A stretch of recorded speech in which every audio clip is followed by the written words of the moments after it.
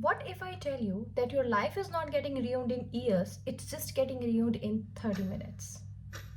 And you know what? You must be probably doing it right now without even realizing it. We all think that our future depends on the big changes in life, like what career we choose, what decision we make, and where we got in life. But we have to understand that life doesn't change in the big moment. It takes the small habits that we didn't even notice.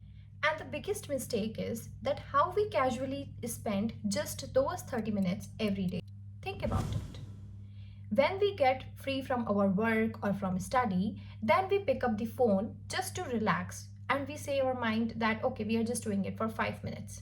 Suddenly, one reel, another reel, and then another, and so on. So where is the 30 minutes gone? And how much does it gain you? Because slowly it starts shaping your habit, your mindset, and eventually your whole life.